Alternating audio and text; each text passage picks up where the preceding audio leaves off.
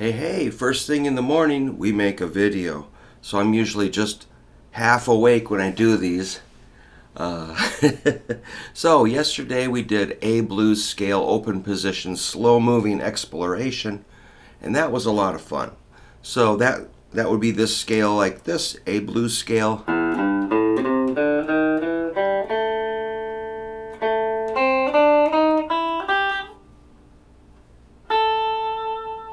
Now we're just going to scoot up the neck a little tiny bit. Probably going to forget about the open strings. And the next one would be like this. Uh-oh, problem. That's kind of weird because we're covering 1, 2, 3, 4, 5 frets. Oh no, we can handle it. Let's just check it out. This is an unusual pattern. There's that flatted fifth, so I got G, A, or 3, 5 on the 6th string, which you had to have heard that somewhere.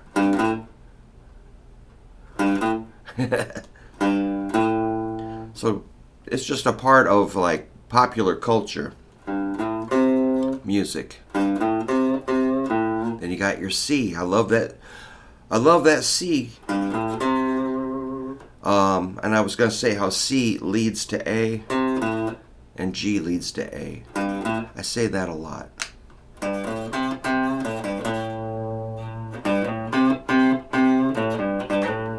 That's just basic garage rock blues 101.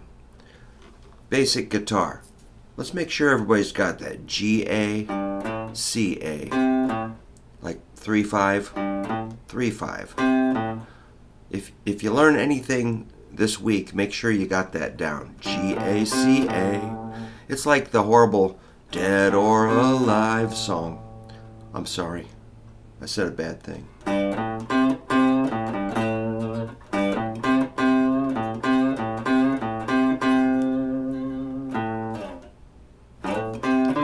Then you got your D,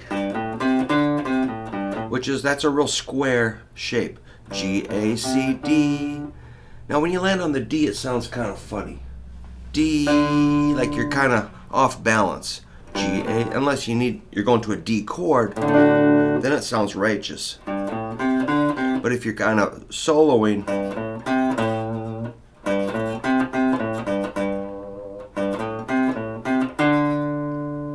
it's like, what are you doing over there? Come on back. Cool, you get it. It's maybe more of a passing note, a note that you just pass through. If you land on it, make sure there's a good reason. Like, for instance, you're going to a D chord, or maybe you're playing the flatted 7th of an E chord.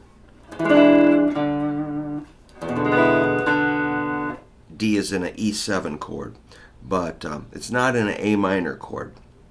G could be in an A minor 7, and C is in an A minor chord, A is the root. So G and C, they sound a little more, they fit in better than the D. But we still like D.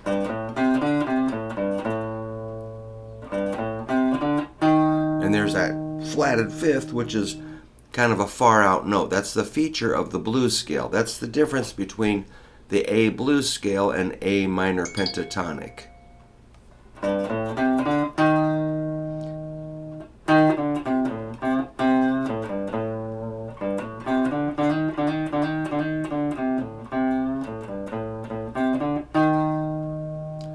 So that's the D or E flat. So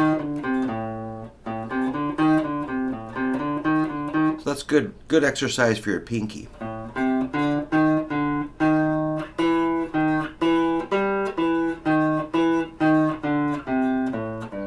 So I might lose a few people there. That's a little difficult. That's the E flat, and I'm going over to this E. I don't want to go up to 7th fret because I'm still thinking about playing down through here, the 2nd and 3rd frets. So I'm not going to go to 7 in this pattern, but it's possible. So the D sharp, 6th fret, 5th string, that's your flatted 5th of the scale. Well, let's name the rest of the intervals. The flatted 7, the root, the minor 3rd, the 4th, the flatted 5th, the 5th. They call that a perfect 5th. The 4th is a perfect 4th. I forget why.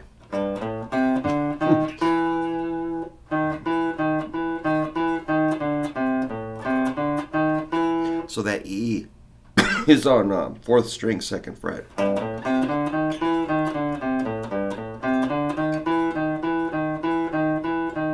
That's a good stretch. I like it. Feels good to me. I'm a very small person. I'm barely 4 feet tall.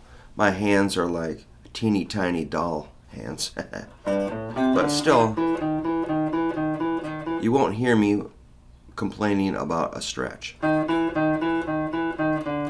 I get after it and I figure it out. But of course, I've been fairly limber since I was young with my hands. So if you started later in life, it's going to be hard for them to kind of catch up. But it's a good goal. Then you got your flatted 7. What's a flatted 7? It's a G.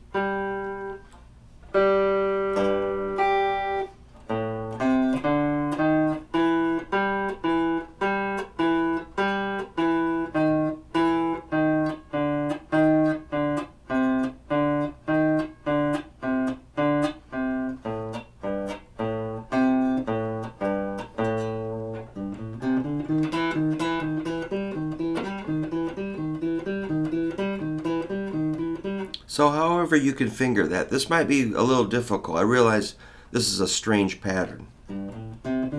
But hey, we need to figure out that stuff. And you know, if everything's just like the boring pattern out of the book, that's fine. But it's a little bit unusual. So there's another G, like we started on G. So we made it to the next G. Then an A. Finally, a root. So that's resolution. And finally, we reach a note that we can rest on. And that, of course, could tie in with like an A7 chord. However you want to make it.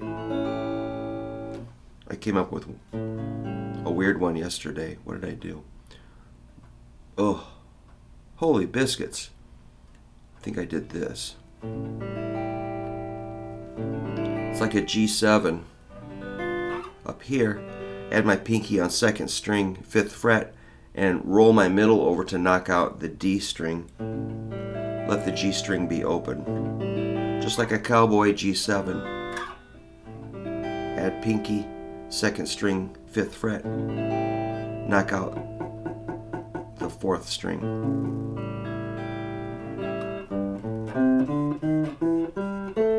A. What's after A? C, A. Remember, C leads to A. C, A. C, A.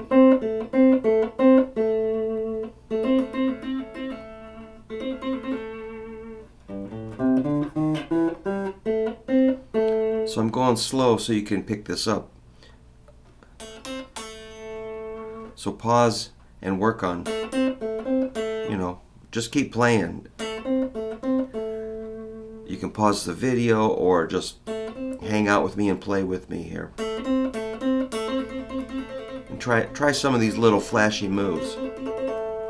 Hot dog guitar there.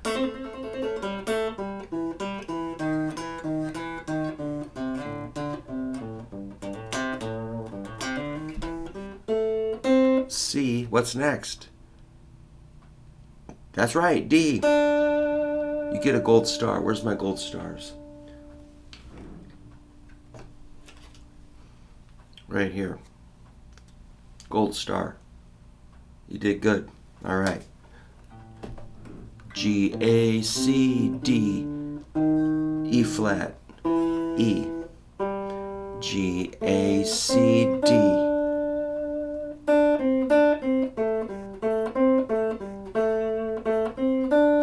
Then what? No. No. Yes, right. You got another gold star. Yes, it's the D sharp.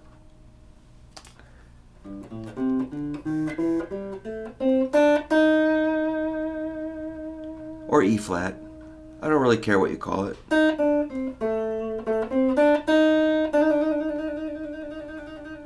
That's the flatted fifth again. Then you got your E on the second string, 5th fret. Hey, let's have some fun. That's 3 in a row.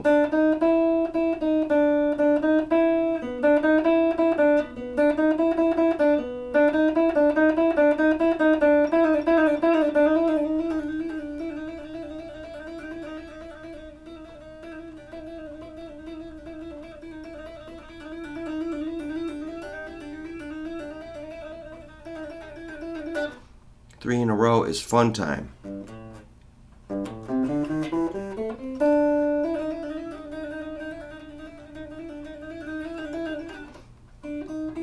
D, D sharp, E. And then what? Think. Put on your thinking caps. Yep, you got it. It's a G.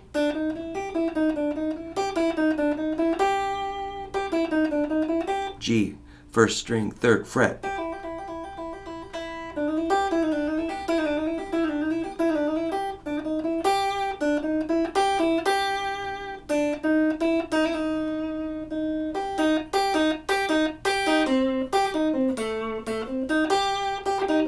You can make all kinds of weird stuff with the scale.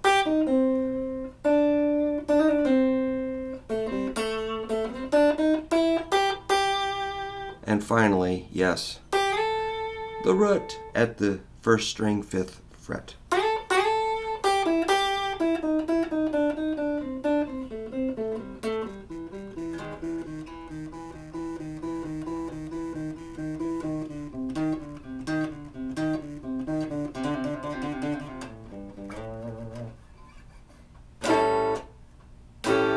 Then, yeah, throw an A7 chord on it.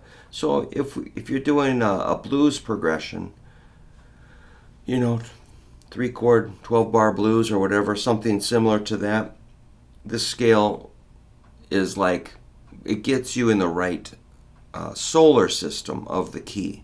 This is not the complete answer to all the mysteries of the universe, but it at least gets you in the right postal code, You're in the right zip code if you can play the scale. It's really, really fun. There is a danger of just going up and down scales all the time and never really playing any phrases. So that's why I was trying to put a couple little phrases in there, like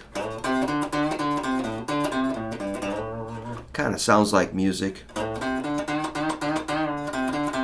So I was bending that D up to the D sharp. That's just a half step bend. So you can put, the bends, the vibrato, hammer on, pull off, slide. Kind of disguise the scale with some kind of flair.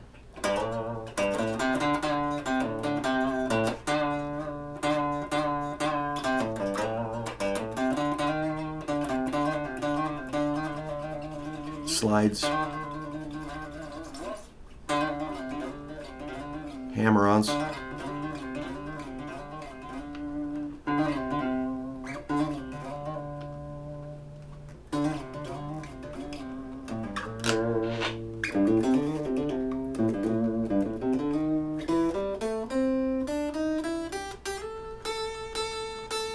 And okay, next, after this, we're going to do the good old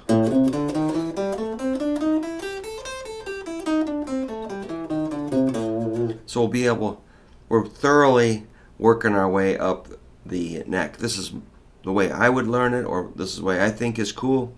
There might be official textbooks on the blues scale, which is cool too. You can learn it from the book, or you can learn it from me. I'd learn it from both. And mostly use your ear. Listen, listen, listen, and play, play, play. And you'll have this down in your long-term memory. And you won't have to relearn it every time you decide to dust off your guitar. Yeah, you got to be consistent with your practice. So if you just like jump from thing to thing and never really put that time in to get it in your long-term memory, there's that danger of just kind of starting over. So there I am repeating myself again and again, but that's what school teachers do, and I am trained to be a school teacher. That's why you guys all get gold stars today, because you did really good. Thanks for following along. Have some fun. Keep